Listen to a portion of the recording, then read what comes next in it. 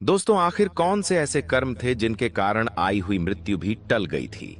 यदि आप भी इन सब बातों को जानना चाहते हैं तो कहानी के अंत तक हमारे साथ में बने रहना।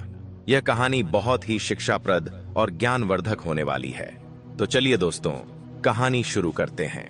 दोस्तों, यह कहानी एक ऐसे राजा की है जिनको कोई पुत्र नहीं था। बड़े प्रयत्न के बाद उस राजा को जब पुत्र की प्राप्ति हुई तो उसकी आयु बहुत कम थी, लेकिन ये राजकुमार आगे चलकर के बहुत वर्षों तक जीवित रहा। दोस्तों, आखिर राजा ने कौन सा ऐसा कर्म किया जिसके कारण राजा को पुत्र की प्राप्ति भी हुई, जबकि राजा के भाग्य में पुत्र नहीं था?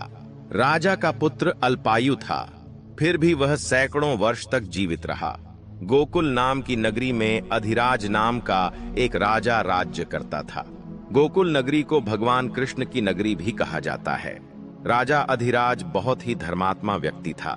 राजा की एक बहुत ही संस्कारी रानी थी जिसका नाम था चंद्रप्रभा। वे दोनों पति पत्नी भगवान कृष्ण के बहुत ही बड़े भक्त थे। भगवान कृष्ण की आराधना करने के लिए मंदिर आना जाना उनका प्रतिदिन का नियम था। राजा अधिराज धर्म पूर्वक अपने राज्य का संचालन कर रहे थे। उनके राज्य में कोई भी व्यक्ति दुखी नहीं था। सारी प्रजा सुख और वैभव से संपन्न थी। चारों तरफ खुशियां ही खुशियां थीं। एक ही घाट पर बकरी और शेर पानी पिया करते थे। दोस्तों, ऐसे ही धीरे धीरे समय बीतता गया, परंतु राजा के यहाँ कोई संतान पैदा नहीं हुई।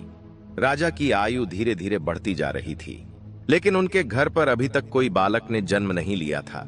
एक दिन की बात है कि जब राजा और रानी सुबह सुबह मंदिर के लिए जा रहे थे, जब वे दोनों रास्ते से निकल रहे थे तो उसी रास्ते में दो पति पत्नी झाड़ू लगा रहे थे। वे दोनों राज्य के सफाई कर्मचारी थे। जब उन दोनों ने सामने से राजा को आते हुए देखा तो दोनों पति पत्नी अपना मुंह फेर करके दूसरी तरफ खड़े हो गए। उन दोनों का इस तरह का व्यवहार देख करके राजा अधिराज को कुछ अच्छा नहीं लगा। उन्हें बड़ा दुख हुआ कि मेरी ही प्रजा मेरे सामने मुंह मोड़ करके खड़ी हुई है। महाराज, उस समय तो भगवान कृष्ण की पूजा करने के लिए मंदिर जा रहे थे, इसीलिए उन दोनों को कुछ नहीं कहा।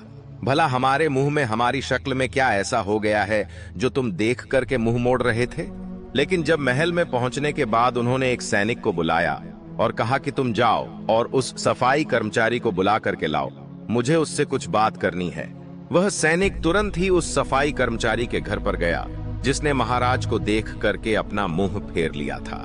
सैनिक ने उस व्यक्ति को पूरी बात बताई और कहा कि महाराज तुम्हें अपने दरबार में बुला रहे हैं। वह आदमी मन में विचार करने लगा कि महाराज का आदेश तो टाल नहीं सकता, मुझे दरबार में तो जाना ही पड़ेगा। सफाई कर्मचारी सैनिक के साथ राजा के दरबार की तरफ चल दिया। जब वे दोनों महाराज के दरबार में पहुंचे तब उस आदमी ने महाराज को प्रणाम किया। राजा कहने लगा कि आप मुझे एक बात बताओ, आज सुबह जब मैं भगवान कृष्ण के मंदिर की तरफ अपनी रानी के साथ में जा रहा था, तब तुम दोनों पति पत्नी ने मुझको देख करके अपना मुंह दूसरी तरफ क्यों घुमा लिया था? ऐसा क्यों? क्या कारण है? वह आदमी बिना डरे हुए कहने लगा कि महाराज, आप भले ही मुझे मृत्यु दंड दे दे तो भी मुझे कोई ऐतराज नहीं है, परंतु मैं सिर्फ सत्य ही बोलूंगा। महाराज, आपके यहाँ पर तो बड़े बड़े विद्वान और बड़े पंडित हैं। अगर मैं गलत बात कहूं तो आप उससे पूछ लीजिएगा। जब कोई भी सुबह सुबह आपका मुंह देख लेता है तो उसका पूरा दिन खराब हो जाता है, क्योंकि आप एक संतानहीन राजा हो। इसलिए मैंने आपको देख करके अपना मुंह फेर लिया था, क्योंकि मैं आप जैसे किसी भी व्यक्ति को नहीं देखना चाहता, चाहे वह राजा हो और चाहे वह आपकी प्रजा हो। राजा अधिराज ने जब इस तरह की बात को सुनी तो उनको बड़ा आश्चर्य हुआ। वह मन ही मन विचार करने लगे कि यह आदमी तो बिल्कुल सही कहता है। यदि किसी नगर के राजा के पुत्र नहीं है तो वास्तव में ये अच्छा नहीं है।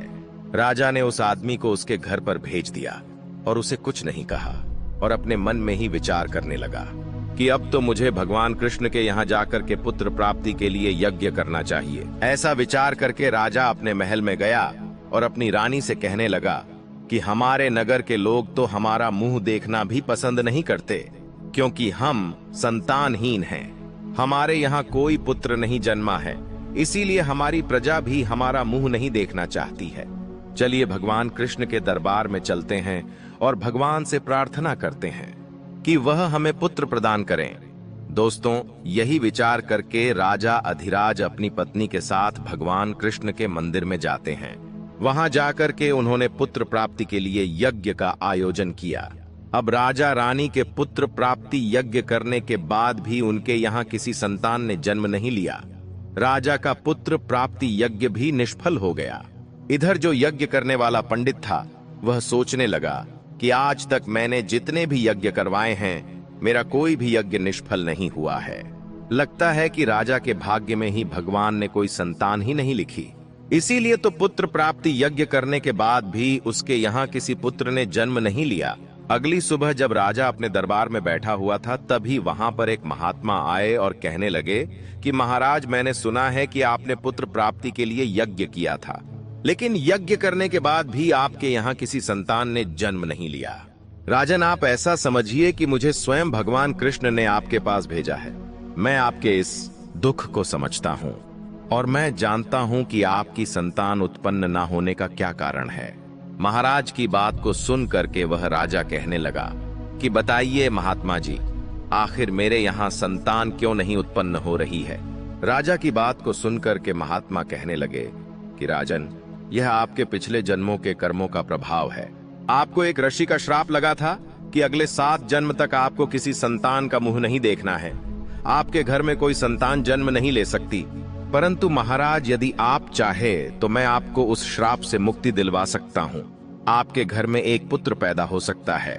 राजा उसी समय महात्मा के चरणों में गिर गया और कहने लगा कि महात्मा जी, यदि आपने ऐसा कर दिया तो मुझ पर आपका बहुत बड़ा उपकार होगा। तब महात्मा ने अपनी पोटली में से कुछ चावल निकाले और राजा को देते हुए कहने लगा कि राजन, यदि आप दोनों पति पत्नी इन चावलों की खीर बना करके खाते हैं तो इससे अवश्य ही आपको संतान की प्राप्ति होगी। परंतु एक बात हमेशा याद रखना कि इस पुत्र की आयु मात्र 25 साल होगी। जिस दिन आपका बेटा 25 साल का हो जाएगा, उसी दिन उसकी मृत्यु हो जाएगी। यह बात सुनकर के राजा विचार में पड़ गया।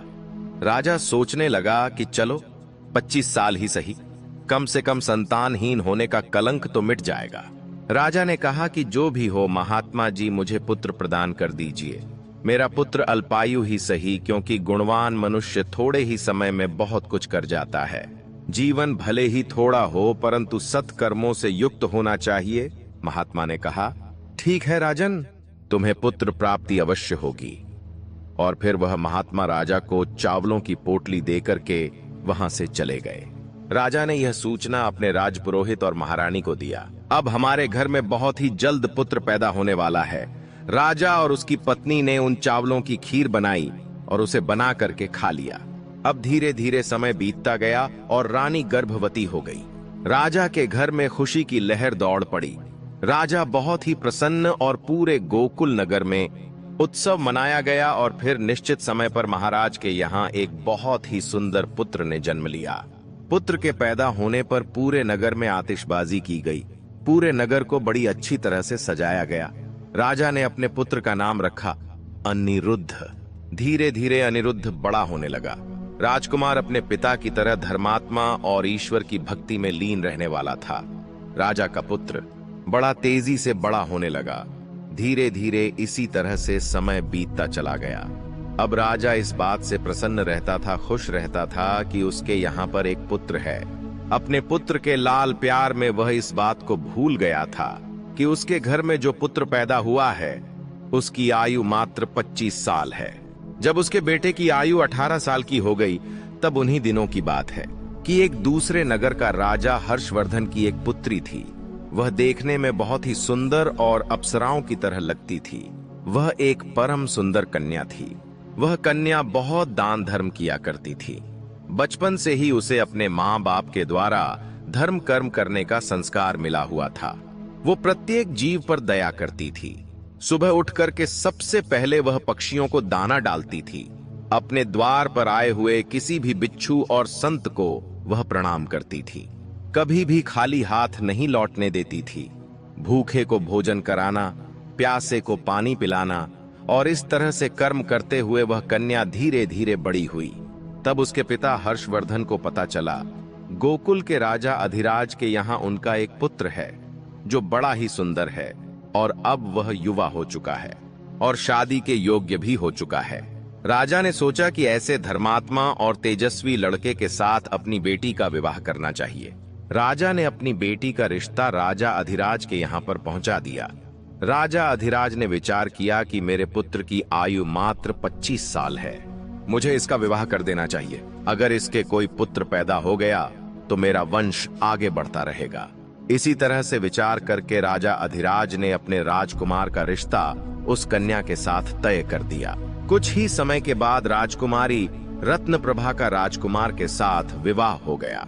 राजकुमारी रत्नप्रभा बहुत ही पतिव्रता स्त्री थी। उसका एक नियम था कि वह तब तक भोजन नहीं करती थी जब तक किसी भूखे प्राणी को भोजन नहीं करवा देती थी। इसी तरह से समय बीतता गया।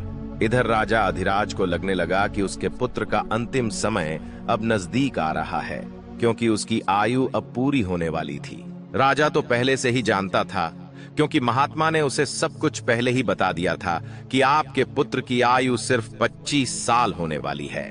राजा ने इस बात को किसी को नहीं बताया था। धीरे धीरे राजा की चिंता बढ़ती जा रही थी। जैसे जैसे राजकुमार की उम्र बढ़ रही थी, वैसे वैसे राजा और भी चिंतित होता जा रहा था। जब राजकुमार की आयु में मात्र 4 दिन शेष रह गए तो राजा सोचने लगा कि अब मैं क्या करूं, मेरा बेटा तो 4 दिन के बाद मर जाएगा। पुत्र मोह के कारण राजा बीमार रहने लगा।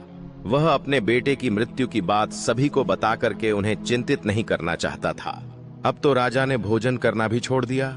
इधर जब वह दिन आ गया जिस दिन उसके पुत्र की मृत्यु होने वाली थी, उस दिन राजा सुबह से ही भगवान कृष्ण के ध्यान में डूबा हुआ था और भगवान कृष्ण की आराधना करने लगा था।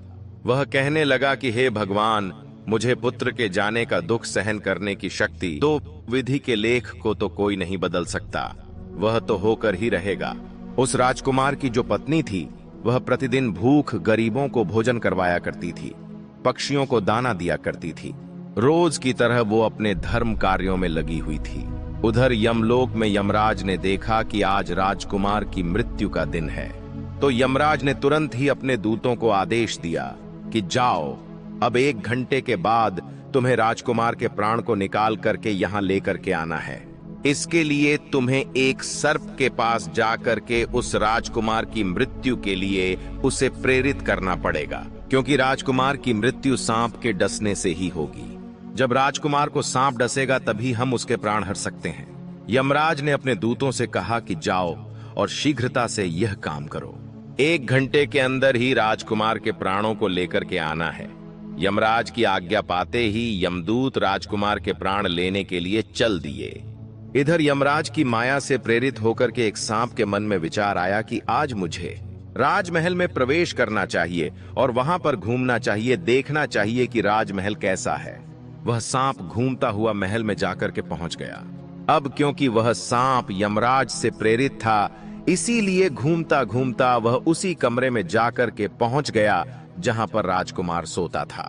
वह जाकर राजकुमार के बिस्तर में सिमट करके बैठ गया। यमराज के दोनों दूत राजमहल के द्वार पर खड़े हो गए और समय के पूरा होने का इंतजार करने लगे। वे सोच रहे थे कि 1 घंटे का समय कब होगा और कब वह सांप राजकुमार को डसेगा, कब हम उसके प्राणों को लेकर के यमलोक को चले जाएंगे। जब वे दोनों दूत ये विचार कर रहे थे, तभी किसी दूर गांव में एक गरीब व्यक्ति रहता था। उसने समय रहते अपनी पुत्री का विवाह कर दिया था, परंतु उसकी पुत्री का जो पति था वह बहुत शराब पीता था, जुआ खेलता था और बेसिया गमन करता था। जितने भी नीच कर्म और कुकर्म थे वह सब करता था। इसीलिए उस गरीब आदमी की पुत्री हमेशा परेशान रहती थी। उसके कुकर्म को देख करके उसका पति उसे रोज मारता था, पीटता था, उसे घर से निकालना चाहता था। वह गरीब व्यक्ति की पुत्री जब अपने पति के साथ कुछ समय तक रही तो वे गर्भवती हो गईं।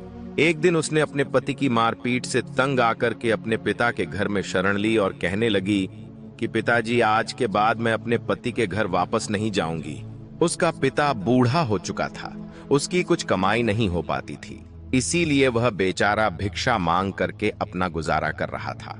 भिक्षा मांगकर वह तीनों प्राणियों का पेट पालता था। समय पूरा हुआ तो उसकी पुत्री ने एक बेटे को जन्म दिया। जब उसे बहुत तेज भूख लग रही थी, उसे भोजन की बहुत जरूरत थी, क्योंकि प्रसव काल की जो भूख होती है वह बहुत तेज होती है। वह अपने पिता से भोजन मांगती है, परंतु बेचारा गरीब आदमी भोजन लाने के लिए आसपास के गांव में जाता है, लेकिन उसके रोज रोज मांगने के कारण उसको कोई बचा भोजन तक नहीं देता है। गरीबी सबसे बड़ा अभिशाप है, मनुष्य के लिए सबसे बड़ा अपमानकारी कष्ट है। उस गरीब को किसी ने भी भोजन नहीं दिया। इधर उसकी लड़की भूख से बेचैन हो रही थी। वह अपने पिता से कहने लगी कि पिताजी, मैं भूख के मारे मर जाऊंगी। बिना भोजन किए हुए 3 दिन बीत चुके हैं। अगर आपको कुछ बचा भोजन मिला हो तो मुझे खाने को दीजिए, नहीं तो मेरे प्राण निकल जाएंगे। जब वह बूढ़ा आदमी कहने लगा कि मैं अभी गोकुल नगरी जा रहा हूं, अगर वहां से कुछ मिल जाता है तो मैं तुम्हें ला करके जरूर दूंगा। मैं आज गोकुल नगर में जाकर के वहां के राजा के द्वार पर भिक्षा मांगूंगा।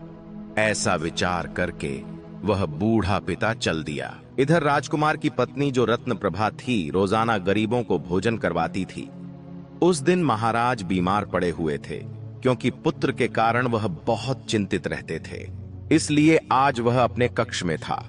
रत्न प्रभा ने गरीबों को भोजन नहीं करवाया था, परंतु उसने अपने पति के लिए भोजन बनाया और भोजन का थाल सजा करके रख दिया था कि जब उसका पति आएगा तो उसे भोजन करवाएगी, क्योंकि उसका पति अपने पिता के पास बैठा हुआ था और उसकी सेवा कर रहा था। इधर वो बूढ़ा आदमी महल के द्वार पर आ गया। उसे देख करके राजकुमार की जो पत्नी रत्न प्रभा थी, उस बूढ़े आदमी पर उसको दया आ गई। बूढ़े आदमी ने उसकी तरफ देखा और कहा कि बेटी, यदि मुझे इस समय कुछ भोजन मिल जाए तो तुम्हारा बड़ा ही उपकार होगा। रानी ने देखा कि यह कोई गरीब आदमी है और मुझसे भोजन मांग रहा है, परंतु यह भोजन तो मैंने अपने पति के लिए बनाया है।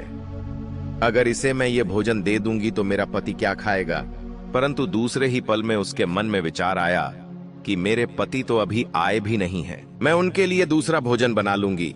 वो तो अपने बीमार पिता के पास बैठे हैं। तब तक मैं यह भोजन इस गरीब आदमी को दे देती हूँ। जब तक मेरे पति वापस आए तो उनके लिए मैं और भोजन बना लूंगी। ऐसा विचार करके रानी जो थी रत्न प्रभा, वह अपने पति के लिए बनाया हुआ भोजन उस गरीब आदमी को दे देती है। भोजन का थाल लेकर के वह गरीब बूढ़ा जल्दी से चलता हुआ अपने गांव की तरफ निकल पड़ा। भोजन लेकर के वह अपने घर पर आया, क्योंकि उसकी पुत्री 3 दिन की भूखी थी।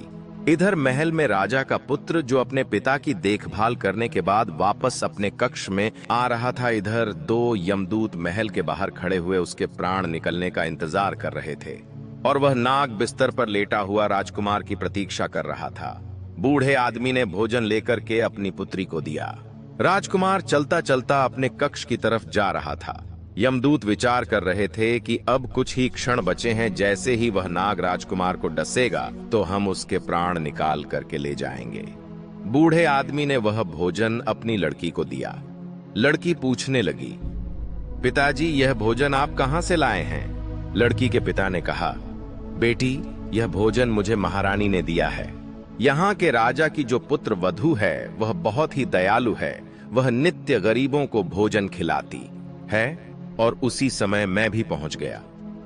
उसने मुझ पर दया करके ये स्वादिष्ट भोजन मुझको दिया है।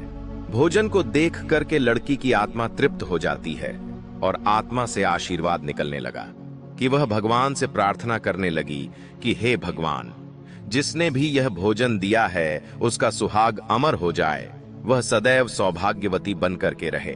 जैसे ही भोजन का निवाला उस लड़की ने अपने मुंह में डाला तो उसकी आत्मा तृप्त हो गई और उसकी अंतरात्मा से आशीर्वाद निकलने लगा कि उसका पति अमर हो जाए। इधर राजकुमार अपने कमरे की तरफ जा रहा था और यमदूत खड़े हुए उसकी मृत्यु का इंतजार कर रहे थे। परंतु जैसे ही राजकुमार अपने बिस्तर पर जाने लगा, तभी वहां पर एक देवदूत प्रकट हो गया। उसने अपनी शक्ति से नाग को बेहोश कर दिया। नाग से अब चला भी नहीं जा रहा था। उसमें आगे बढ़ने की बिल्कुल भी शक्ति नहीं थी, क्योंकि वह अपनी सारी शक्ति खो चुका था।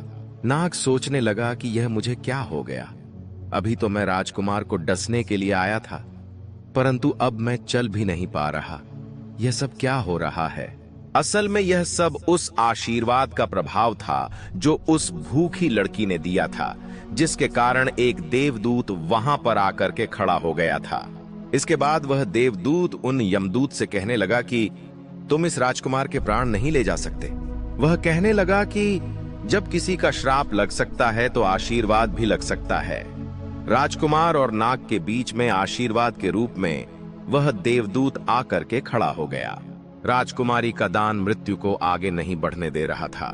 यमदूत देव से कहने लगे कि तुम यहाँ से लौट जाओ और हमें हमारा काम करने दो, हम इसके प्राण लेकर के जाएंगे।